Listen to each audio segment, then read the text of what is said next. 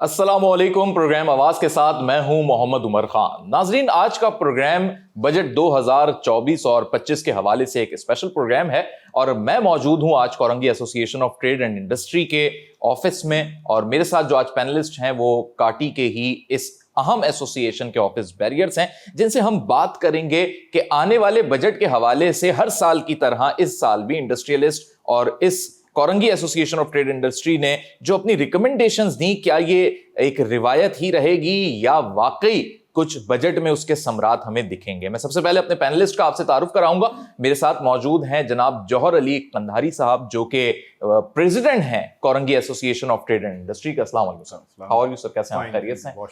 आप काटी की हिस्ट्री में दूसरी दफा इस मनसब पे हैं। साल 2010 में भी आप एज चेयरमैन सर्व कर चुके हैं। Thank you for joining us and for this opportunity to organize this program at काटी। और हमारे साथ मौजूद हैं निघत अवान साहिबा, सीनियर वाइस प्रेसिडेंट हैं काटी की। अस्सलाम वालेकुम। वालेकुम अस्सलाम। Thank you so much for your time. और इनके साथ तशरीफ फरमा है वाइस प्रेसिडेंट हैं मुस्लिम मोहम्मदी साहब, और एज एन इंडस्ट्रियलिस्ट अपना एक बड़ा मकाम रखते हैं और हमेशा हमने मुस्लिम मोहम्मदी साहब की तजावीज़ को मीडिया पर देखा है, सुना है। अस्सलाम वालेकुम सर, कैसे हैं सर आप? खैरियत से? अल्हम्दुलिल्लाह। Thank you so much sir. तो गुफ्तगू का आगाज करते हैं जनाब जौहर अली कंधारी साहब से। जौहर साहब, एज प्रेसिडेंट काटी, हर साल की तरह काटी भी अपनी रिकमेंडेशंस दे चुका है दीगर चैम्बर्स या एफपीसीसीआई की तरह। इस दफ़ा हमने देखा कि बहुत अच्छे तरीके से उसको एक बुकलेट की शक्ल इख्तियार करके पेश किया गया। डू यू थिंक कि ये जो ऑफिशियल्स हैं, चाहे फाइनेंस मिनिस्टर हो या उनका पूरा स्टाफ हो, सेक्रेटरी हो, उसे इस तरीके से कंसीडर करते हैं जो अंदर चीज़, जो मवाद आप उसको भेज रहे हैं? बात दरअसल ये कि तजावीज़ सजेशन तो बजट के तमाम एसोसिएशन चैम्बर्स भेजते रही हैं। अब सवाल ये होता है कि उस पर अमल कितने पे किया जाता है। तो जैसे आमतौर पे रिवायती तौर पर कहा जाता है कि यार भेज दो, होगा कुछ भी नहीं। तो इस मरतबा हमने एक उस फॉर्मेट के तहत बड़े प्रोफेशनल के साथ बैठ के, कि जो बेसिकली एक फॉर्मेट होता है बजट को एक बाइंडिंग शेप में बना के भेजना, 72 पेज का हमने पूरा बजट भेजा, जिसमें तमाम उनके वो टैरिफ और वो जो भी टेबल्स होते हैं वो सब डिफाइन किए। एंड में अपनी कुछ रिकमेंडेशन लिखी हैं जो आखिरी में दी जाती है। उसका अच्छा इंपैक्ट ये हुआ कि ये हमने जो कॉपी भेजी थी, हमने president of Pakistan, prime minister of Pakistan, federal minister commerce, finance, planning and development, FBR, 10-15 important लोगों को कॉपी भेजी। प्राइम मिनिस्टर सेक्रेटरीट से हमें नेक्स्ट डे कॉल आई कि जी 2 कॉपी इसकी और भेजी। 3 दिन बाद हमें प्लानिंग एंड डेवलपमेंट के पास से कॉल आई कि जी हमें इसकी एक कॉपी भेजे, हमें FBR में भेजना। तो इसका एक इंदिया मिला कि यार कुछ इस पर काम हो रहा है, अदरवाइज तो वो इग्नोर कर देते। तो बहुत ही, मैंने कहा ना कि बड़ा प्रोफेशनली हमने बजट बना के भेजा, क्योंकि बजट हम जब भेज रहे होते हैं तो वो एक बेसिकली जनरल बजट होता है पूरे मुल्क का। वो कोरंगी का बजट नहीं है कि जिसमें हम अपनी शिकायतें लिख के भेजें कि जी नाला ख़राब है, गटर ख़राब है, पानी नहीं आ रहा, रोड टूटी हुई है। वो तो एक अलग चीज़ है, वो इंडस्ट्रियलिस्ट की तर्जुमानी वो कर रहा है। हमारी, वो एक पूरा बजट जो बनता है बेसिकली वो आपके मुल्क का बजट है। बहुत थोड़े लोग टैक्स देते हैं, जिससे आपके जो रेवेन्यू टारगेट्स पूरे नहीं होते। नेटवर्क बड़ा क्यों नहीं होता, उसकी बुनियादी वजह ये है कि जो आपने एक हरासमेंट का और एक खौफ रखा हुआ है ना FBR टू आम आदमी के लिए, वो कभी भी फाइलर बनना नहीं चाहता। अपने ही पैसों पे बैंक में रख के सिक्योरिटी के लिए घर में रख नहीं सकता और उस पर 0.6% दे देता है, लेकिन फाइलर नहीं बनता। क्यों नहीं बनता? उसे पता जिस दिन मैं फाइलर बनूंगा तो मुझ पर फिर ये नोटिस भी आएंगे, ऑडिट भी होगा, FBR वाले भी आएंगे और फलां कुछ होगा। तो उससे कहता है बेहतर ही कि पैसे दे के नॉन फाइलर रहें। तो आपको ईज करना होगा, एक कंडेंसिव इन्वायरमेंट देना होगा, एक फ्रेंडली इन्वायरमेंट देना होगा और लोगों को ना लाना होगा नेटवर्क। डोंट यू थिंक ये जो ताजिर दोस्त के नाम से उन्होंने एक पूरे स्कीम मुतारिफ करवाई, तो इतनी आसानियां तो नहीं ना उसको? सर स्कीमें, ये तो एक अलमिया है कि हमारे पास इतनी स्कीमें अनाउंस होती हैं और इतनी उसमें चेंजेस आती हैं हमारे पॉलिसीज़ के अंदर, एक प्रॉपर तरीके से इम्प्लीमेंट नहीं होती तो दूसरी पॉलिसी आ जाती है। निघत अवान साहिबा, जो कि मैं समझता हूँ कि बिज़नेस कम्युनिटी में बहैसियत खातून और बिज़नेस वुमेन के तौर पे आपका एक नाम भी है, बाकी भी आप ख़वातीन के लिए अपॉर्चुनिटीज़ क्रिएट करते हैं, काटी की सतह पे भी, हर सतह पे। लेकिन गवर्नमेंट की सतह पे अगर आप देखें तो क्या ख़वातीन को इतने मौके आसानी से मिलते हैं कि वो भी एक बिज़नेस वुमेन बन सके, या उसको भी बिला सूद कहीं से कर्जे मिल सकें, या उसके लिए अपॉर्चुनिटीज़ जो हैं वो कई एवेन्यूज़ खुलें?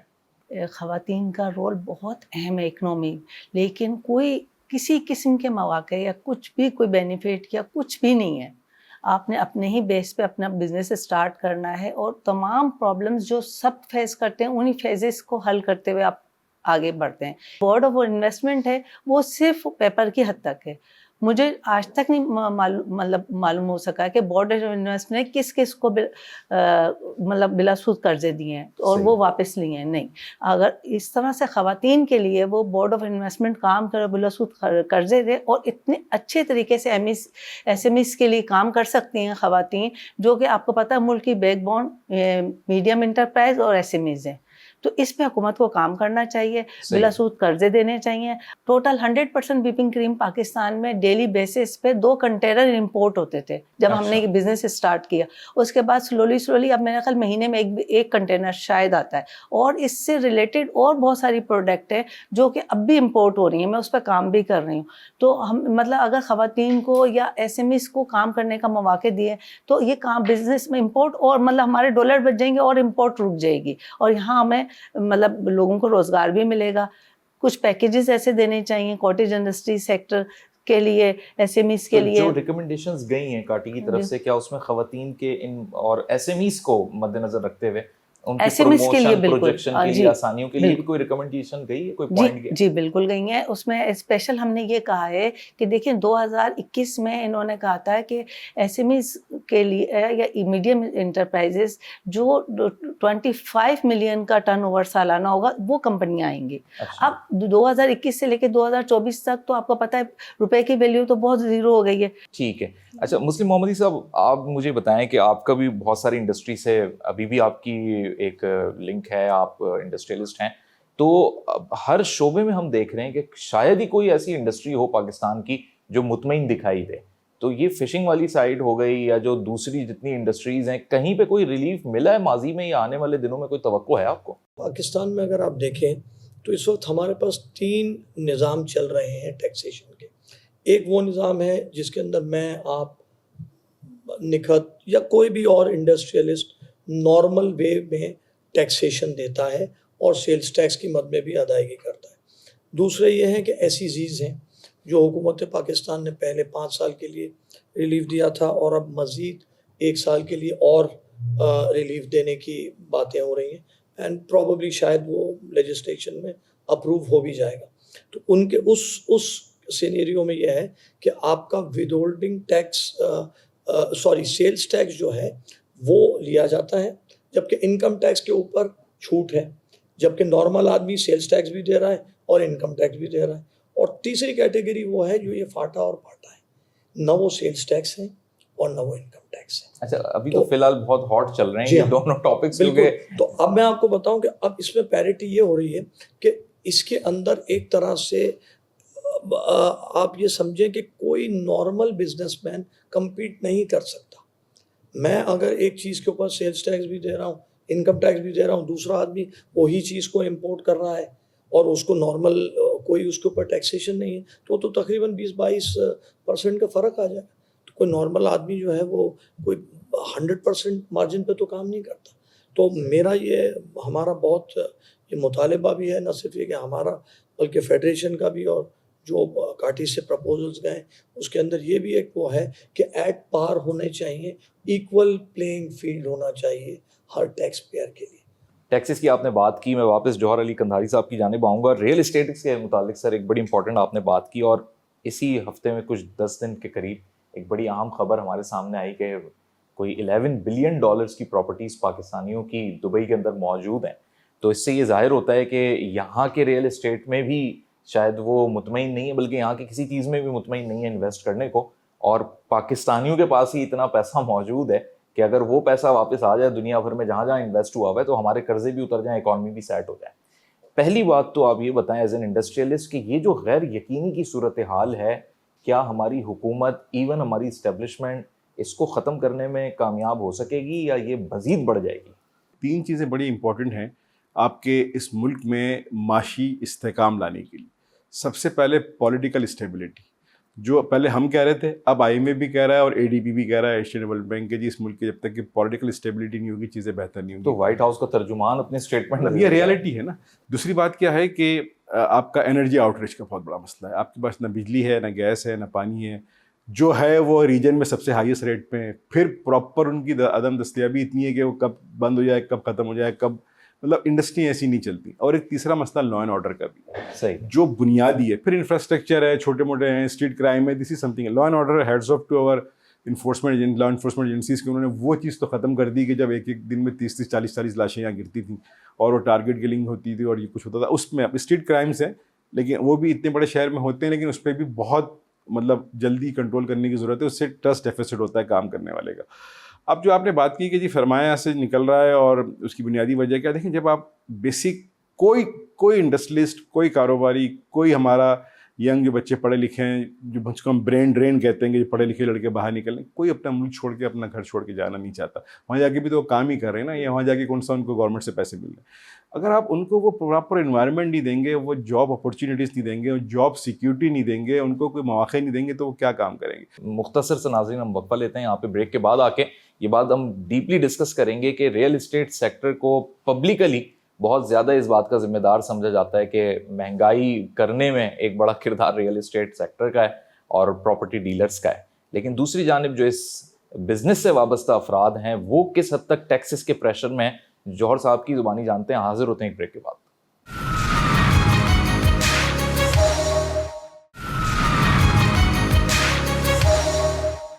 ویلکم بیک ناظرین, ہم موجود ہیں آج کورنگی ایسوسی ایشن آف ٹریڈ اینڈ انڈسٹری میں, اور پوری ہی جو اہم کابینہ ہے جس میں پریزیڈنٹ, سینئر وائس پریزیڈنٹ اور وائس پریزیڈنٹ کاٹی کے ہیں وہ ہمارے ساتھ تشریف فرما ہیں. نگہت آوان صاحبہ جو کہ سینئر وائس پریزیڈنٹ بھی ہیں, ویمن بھی ہیں, اور سب سے امپورٹنٹ یہ کہ ویمن انٹرپرینیورشپ پہ بھی آپ بڑی پروموشن کر رہی ہیں. لیکن میں جب ٹیکسز کے پوائنٹس پہ ابھی ہم چاہتے ہیں سیگمنٹ میں بات کریں اس پہ اسپیسیفکلی, تو ایسا محسوس ہوتا ہے کہ نیا کوئی بزنس کرنا بھی چاہتی ہوگی, چاہے خاتون ہو یا کوئی آدمی ہو, وہ تو آپ لوگوں کی جو ٹیکسز چیلنجز ہیں ان کو ہی دیکھ کے اس کی ڈی موٹیویٹ ہو جاتا ہوگا وہ کہ میں کروں تو کیا کروں.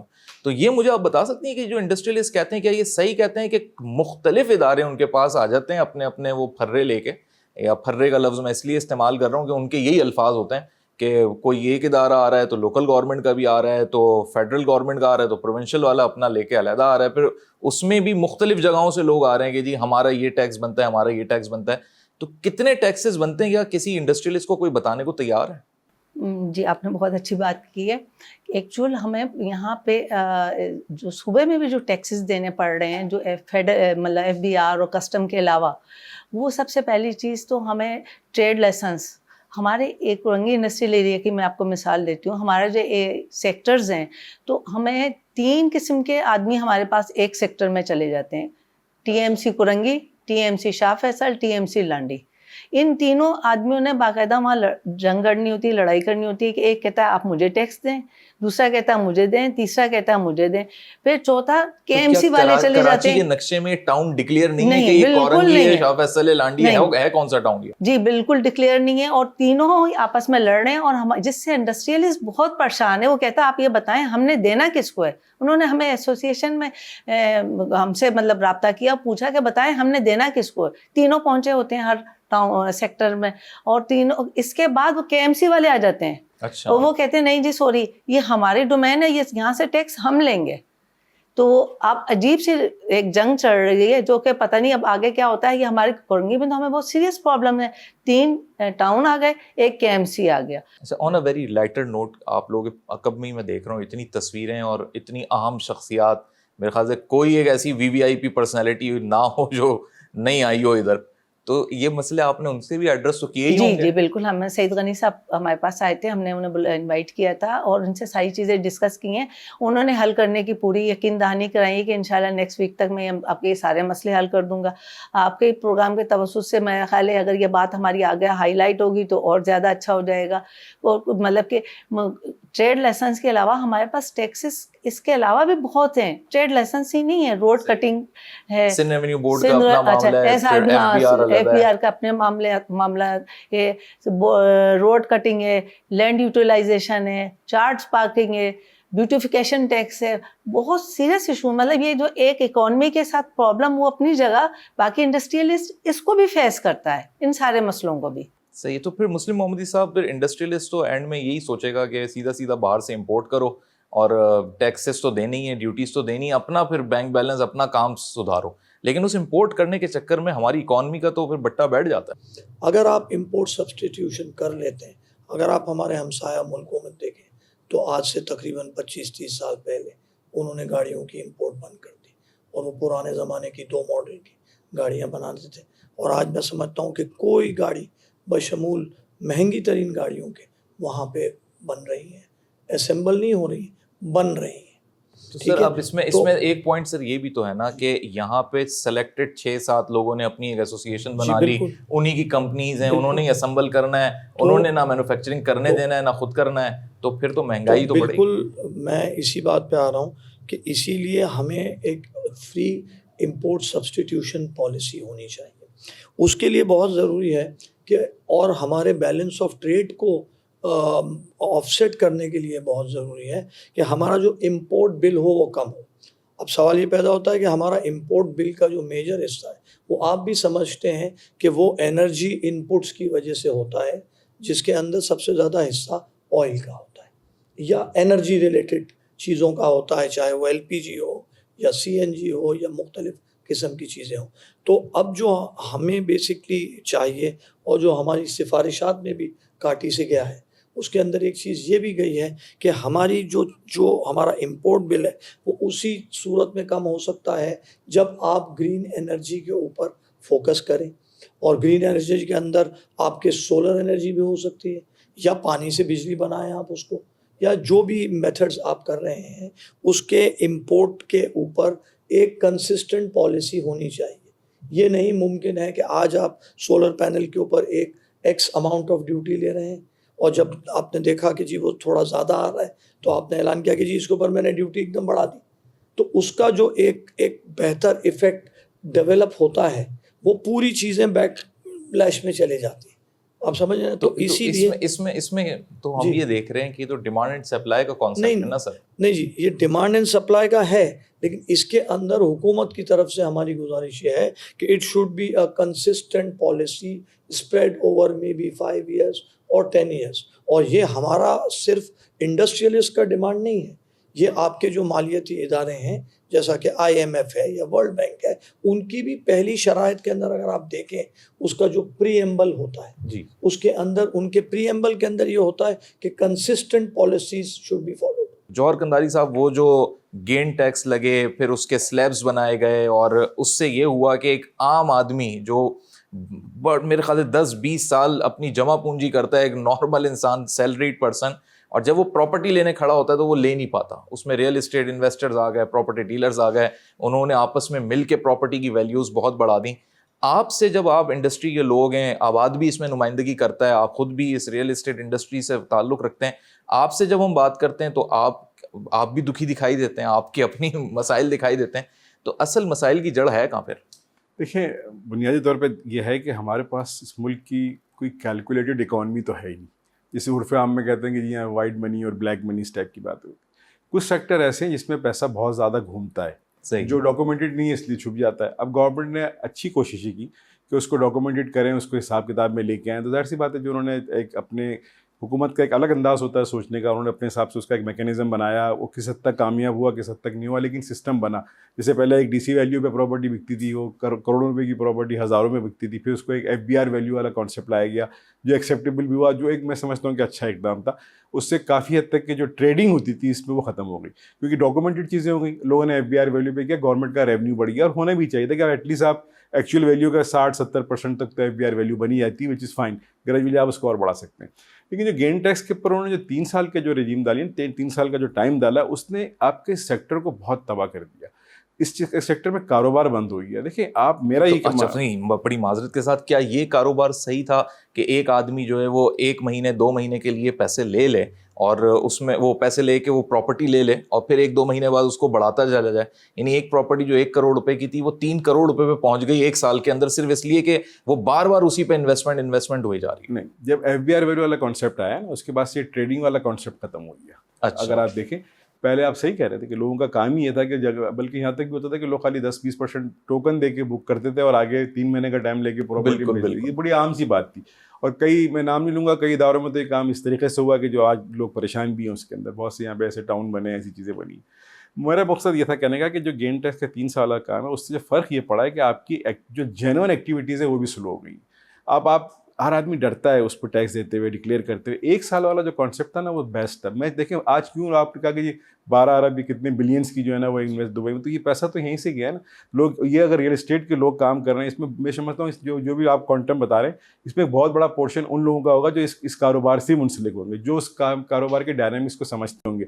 एक आम अगर कोई टेक्सटाइल इंडस्ट्री वाला होगा उसने शायद एक आधा फ्लैट तो बुक करा लिया होगा फॉर सिक्योरिटी रीजन, लेकिन ट्रेडिंग पॉइंट से उसका जहन नहीं आता होगा कि रियल एस्टेट में मैं कहाँ जाके काम करूँ। वो रियल एस्टेट के ही लोग यहाँ से पैसा लेके निकले। क्योंकि यहाँ देखिए मैं फिर वही बात करता हूँ कि जो इस वक्त आपकी मुल्क की इकॉनमी हालात हैं, माशी हालात हैं, उसमें आपको चीज़ें ना थोड़ी सी रूटीन से हट के करनी पड़ेंगी, ईज़ करना होगा। आपको टैक्स हॉलीडेज़ देने होंगे, आपको टैक्स के अंदर रिलीफ देना होगा, लोगों को ईज़ी करना होगा, लोगों को राग़िब करना होगा कि वो कहीं ना जाएं, अपने इस कारोबार करें। चीज़ें बरसों की बिगड़ी हुई हैं, एक दिन में ठीक नहीं हो सकती। एक आम आदमी कहता है कि वही इसहाक डार साहब हैं, पहले वो एक टेन्योर पूरा हुआ, फिर बीच में चले एक गैप आया, फिर आ गए इंटरम सेटअप के अंदर, अभी वो डिप्टी प्राइम मिनिस्टर भी हैं और वज़ीर ख़ारजा भी हैं। तो लोग तो कहते हैं कि शक्ल तो वही है, फिर पॉलिसीज़ का तसलसल क्यों नहीं है? यही तो बात है ना। एक्चुअली यहाँ पे कुछ क्या ये खुद ही अपनी पॉलिसियाँ बनाई भी बदल देते हैं? ऐसा तो अगर आप माजी में देखेंगे, जो माजी की गवर्नमेंट जो रही है उन्होंने बड़ा फोकस किया था कंस्ट्रक्शन सेक्टर के ऊपर, बड़े रिलीफ दिए थे, इंडस्ट्री का दर्जा भी दिया था, इस टाइप की चीज़ें भी हुई थी। और आफ्टर कोरोना जो पहली इंडस्ट्री खोली गई थी वो रियल एस्टेट वालों को ही खोला गया। पहला काम जो स्टार्ट हुआ था कि कहना ये था, और जो हकीकत भी है कि 30-40 इदारे, ये 30-40 इंडस्ट्रीज़ इस एक सेक्टर से मुंसलिक हो जाती हैं।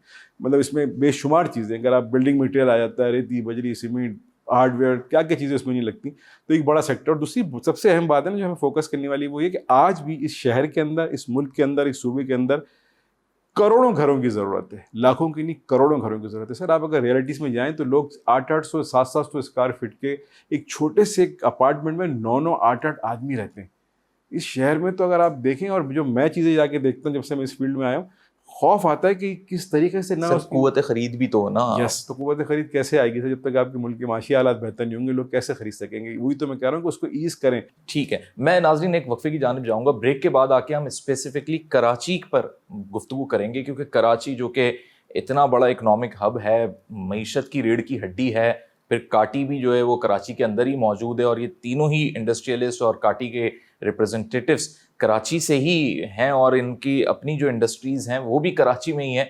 तो सवाल ये पैदा होता है इस कराची के लिए क्या क्या मसाइल हैं, और उसको हल करने में इनकी तरफ से क्या क्या रोल माजी में होता रहा, या आगे क्या इम्कानात हैं। स्पेसिफिकली बात होगी इस पर एक ब्रेक के बाद।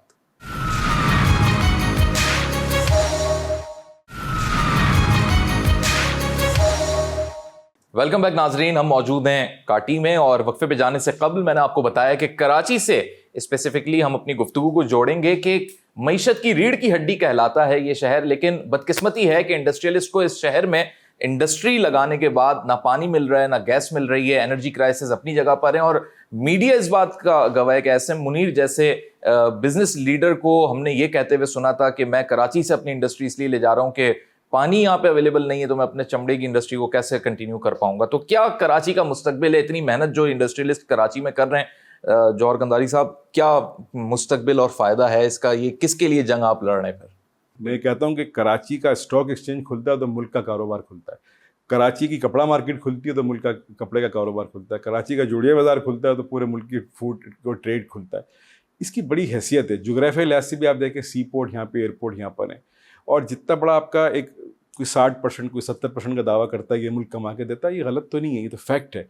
अब अलमिया ये है कि कोरंगी इंडस्ट्री की अगर आप बात करें, ये मुल्क का सबसे बड़ा सनती इलाका है। पाकिस्तान की 3 बड़ी रिफाइनरी जिसकी सप्लाई पूरे पाकिस्तान में यहाँ से जाती है वो कोरंगी के अंदर आती है। बड़े बड़े ब्रांड है यहाँ पे, चाहे वो बिस्किट्स हो, चाहे वो टेक्सटाइल हो, चाहे वो चाय टी का हो, चाहे वो फूड सेक्टर के हों, चाहे फार्मास्यूटिकल्स के हों।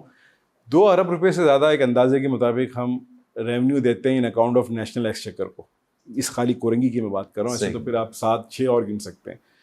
और उसके अलावा 15 लाख से ज़्यादा आदमी यहाँ पे काम करता है, आके यहाँ पे रोज़गार लेता है। 4-5 हज़ार इंडस्ट्री यहाँ पे काम कर रही है। बहुत बहुत बड़ा सेटअप है। अब मसला क्या है कि जी सबसे पहले जो हमारा रोना पीटना है कि जी बिजली एक तो मिलती नहीं है, मिलती है तो उसके रेट इतने ख़तरनाक है कि वो हम कम्पीट नहीं कर सकते अपने रीजन के अंदर। गैस का बड़ा मसला है। देखिए बिजली आपने नहीं दी तो लोगों ने जनरेटर लगा ली, अब जनरेटर के लिए गैस आप नहीं दे रहे हो तो वो अब सोलर की तरफ जा रहे हैं। अब इसी बात हो रही थी कि उस पर भी टैक्स के ऊपर बात की जा रही है। इसकी हमने पिछले दिनों एक खबर आई थी और बड़ी जोरदार मुखालफत की।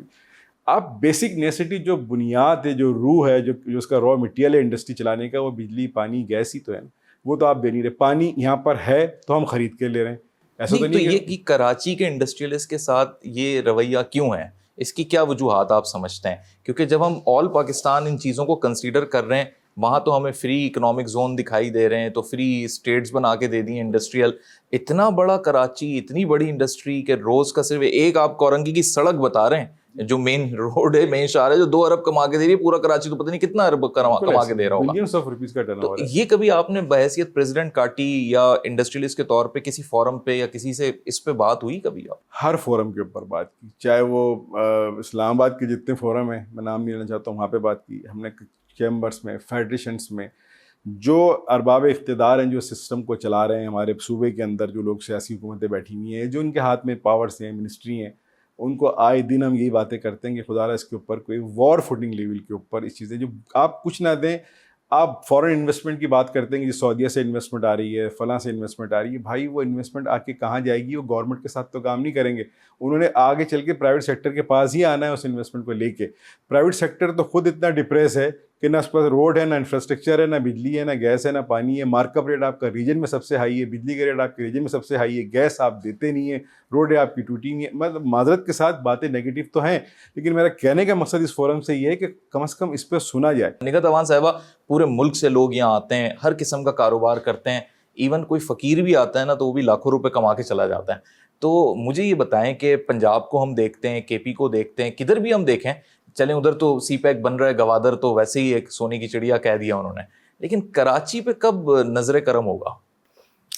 آپ نے بہت جو بات کی. اب دیکھیے کراچی پہ نظر کرم ہوتے ہی جیسے کراچی کے حالات بہتر ہوں گے, کراچی آپ یہ سمجھے پاکستان چلنا شروع ہو جائے گا. دے تو رہے ہیں, کبھی پوچھا کہ وہ ٹیکسز کے پیسوں سے کورنگی کے جو گٹر نالے ابلے ہوئے ہیں یا سڑکیں ٹوٹی ہوئی ہیں, یہ جام والا پل جو پورا ہے, جی آپ کی انہی کو بنوا دیں وہ؟ جی نہیں, بالکل ہر فورم پہ یہ بات ہوتی ہے, ہر فورم پہ ہوتی ہے. سڑکوں, نالے, پانی, سیوریج, ایکچوئل بیسک ایشو ہوتے ہیں نا, ہم ان سے بھی بعض دفعہ باہر نہیں نکل سکتے. ہر فورم پہ ہم یہ بات کرتے ہیں. ایکچوئل ہمارے سندھ میں انڈسٹریل زون نہیں ہے. پنجاب میں اگر آپ دیکھیں نا, رحیم یار خان سے انڈسٹری سٹارٹ ہوتی ہے, آگے بھاولپور, کبیر والا, ملتان ہوتی ہوئی لاہور تک جاتی ہے.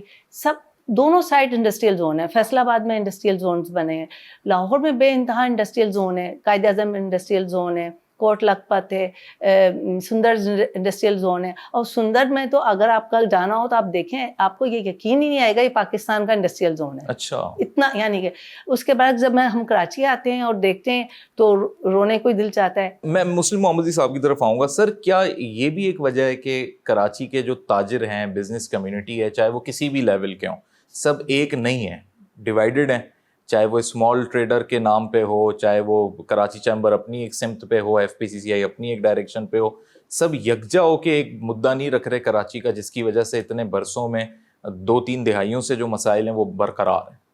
اس وقت جو مسائل ہیں وہ پوری ملکی سطح کے اوپر ہیں.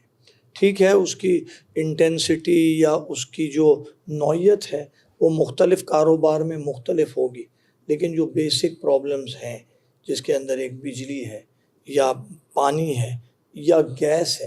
گیس کی تو ابھی پوزیشن یہ ہے کہ گیس کے صرف میرے حساب سے تو کاغذوں کے اوپر اس کے دام بڑھ رہے ہیں, لیکن گیس اویلیبل نہیں ہے.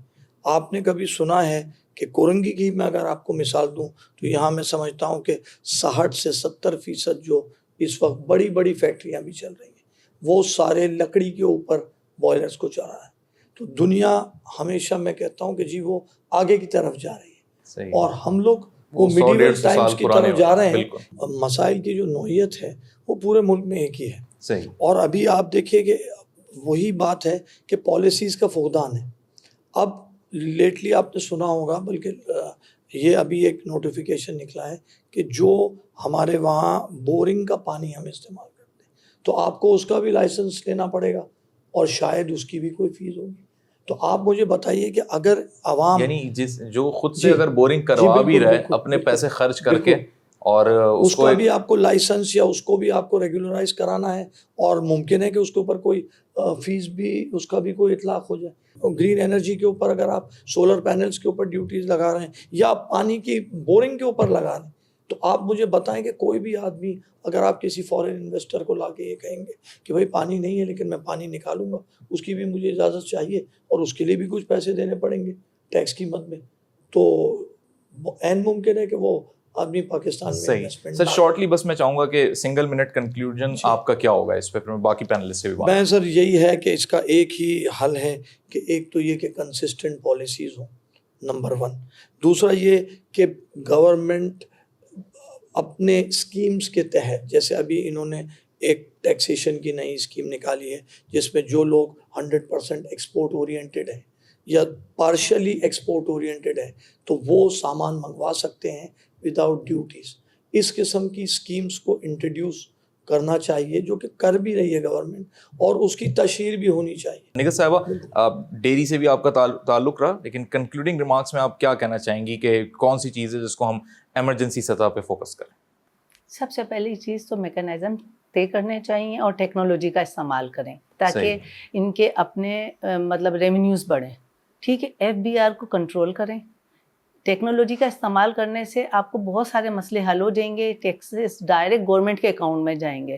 میں خیال ٹھیک ہے، اسی طرح ٹرانسپیرنسی بھی آ جائے گی اور وہ جو اداروں کے درمیان آپس کا کنفیوژن ہے وہ بھی کلیئر ہو جائے گا. اسی طرح کسٹم میں بھی سیم یہی میکانزم ہونا چاہیے. جوہر صاحب، پوچھ گچھ کا لفظ ہم کہہ دیتے ہیں نا، پوچھ گچھ نہیں ہوگی تو گورنمنٹ کے لوگوں کو ایسا فیل ہوتا ہے کہ جیسے انڈسٹریلسٹ نا اتنی آسانی مانگ رہا ہے جیسے کوئی پولیٹیشین مانگ رہا ہے الیکشن لڑنے کے لیے، پچھلا میرا کچھ نہیں پوچھو.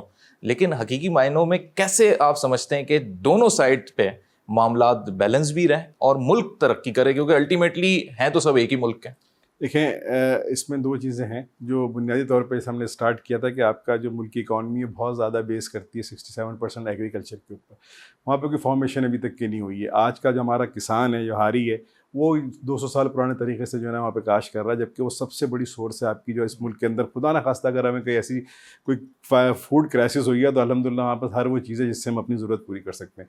وہاں پہ فارمیشن کی ضرورت ہے، جدید ٹیکنالوجی کی ضرورت ہے، ان کو ایک پورا اس کا سیٹ اپ. دیکھیں، آپ چھوٹی ایلڈ کے اندر بھی بڑی پروڈکشن لے سکتے ہیں اگر آپ ٹیکنالوجی کے میتھڈ یوز کریں. انفارچونیٹلی اس پہ کام ہی نہیں ہو رہا، جبکہ ہمارے اسمبلی میں بیٹھے ہوئے بے شمار لوگ وہی ہیں جو ان جگہ جو زمیندار ہیں، جو مطلب لینڈ لارڈ ہیں، جن کی اپنی ہزاروں ایکڑ زمین ہے، اس کی طرف کام نہیں ہو رہا. سیکنڈ، جب ہم اربن ایریاز کی بات کرتے ہیں، جو آپ نے کنکلوژن کی بات کی، دیکھیں آپ بہت بڑی آبادی ہے اس ملک کے اندر، شہروں کے اندر یوتھ تیار ہو گئی. ڈیموگرافک ڈیویڈنڈ آپ دیکھیں تو آپ کے پاس میرے خیال سے 18-20 سال سے لے کے 25-30 سال کے 40-45% بچے موجود ہیں، پڑھ لکھ کے گئے. اب وہ کھیتی باڑی تو نہیں کر سکتے شہر میں رہ کے، کتنے لوگوں کو بینک جاب دے گا؟ صحیح. اونلی ایک سولوشن ہے اگر آپ اکنامکس بہت بڑا ریولیوشن اس ملک کے اندر چاہتے ہیں. میں ہمیشہ سے کہتا ہوں کہ انڈسٹریلائزیشن. انفارچونیٹلی ڈی انڈسٹریلائزیشن ہو رہی ہے، انڈسٹری کو آپ کو کھڑا کرنا پڑے گا. میں ہمیشہ کہتا ہوں کہ ایک چھوٹی سی کاٹیج انڈسٹری بھی لگتی ہے 200 گز کے کسی پلاٹ پہ، تو 150-200 آدمی اس سے ڈائریکٹلی انڈائریکٹ منسلک ہو جاتے ہیں. اس ٹائم جو کرنٹ حالات ہیں نا ملک کے معاشی طور پہ جو پریشانی ہے وہ بیان نہیں کی جا سکتی. بہت مشکل حالات ہیں. ہمیں اس پہ خدا کے لیے ہمیں اس میں جو اس کے ارباب اقتدار ہیں جو سسٹم کو سمجھتے ہیں ان کو بیٹھ کے کوئی اس کو فوراً ریسکیو کرنا پڑے گا. ورنہ اگر اس کو ہم کنٹینیو رکھیں گے اور ان چیزوں میں الجھے رہیں گے، سیاسی چیزوں پہ اور اس چیزوں کے اوپر پالیسی مزید بدحالی نہیں ہوگی سر، بہت بڑا انقلاب آ جائے گا. مجھے ڈر ہے کہ لوگ آپ کے لا اینڈ آرڈر کے حوالے سے بہت بڑا انقلاب ہے. خدا نہ خواستہ ایسا اللہ نہ کرے ہو. ہمیں چاہیے کہ ایسی وہ اسٹیج آنے سے پہلے ہم اس کو سنبھال لیں. ٹھیک ہے سر، بہت شکریہ جوہر علی قندھاری صاحب، پریزیڈنٹ کاٹی. محترمہ نگہت آوان صاحبہ، آپ کا بہت شکریہ، سینئر وائس پریزیڈنٹ ہیں آپ. اور جناب مسلم محمدی صاحب، وائس پریزیڈنٹ کاٹی. آپ تینوں پینلسٹ کا شکریہ، اور کاٹی کی انتظامیہ کا بھی کہ آج پروگرام آواز کی ٹیم نے کورنگی ایسوسی ایشن آف ٹریڈ اینڈ انڈسٹری کے ہی پلیٹ فارم پہ، ان کے آفس میں، ان کے اس جگہ پہ بجٹ کے حوالے سے جو گفتگو کی، ٹیکسیشن کے حوالے سے، انڈسٹریلسٹ کے جو اپنے مسائل ہیں، چیلنجز ہیں، جہاں پر حکومت نے لاپرواہی اور کوتاہی برتی ہوئی ہے، اور جہاں پر اداروں کے درمیان آپس میں یہ کہہ لیجیے کہ ایک ہم آہنگی نہیں ہے یا تو ایک کنفیوژن ہے، اس چیز کو جو آج ہم نے ایڈریس کیا ہے. اور سب سے اہم یہ کہ شہر کراچی کے جو انڈسٹریلسٹ ہیں یا جو شہر کراچی کے اپنے مسئلے ہیں اس کو جس طریقے سے اگنور کیا ہوا ہے، اگر ان چیزوں پر توجہ دے دی جائے تو جو اختتامی کلمات جوہر قندھاری صاحب نے کہے کہ ابھی بھی وقت ہے کہ ہم سنبھل سکتے ہیں، لیکن اگر یہ وقت بھی اسی طریقے سے آگے بڑھتا گیا تو پھر آنے والے ٹائم کی بہت عجیب و غریب ایک الارمنگ سچویشن ہے جس کے کچھ بھی نتائج نکل سکتے ہیں اور جو بہت برے نتائج کی صورت میں ہمارے سامنے ہو سکتے ہیں. پروگرام آواز کے حوالے سے آپ کی کیا رائے ہے؟ فیس بک اور ٹویٹر پہ آپ ہمیں فالو کر سکتے ہیں اور یوٹیوب پہ سبسکرائب کر سکتے ہیں. نیکسٹ پروگرام تک محمد عمر خان کو دیجیے اجازت. اللہ حافظ.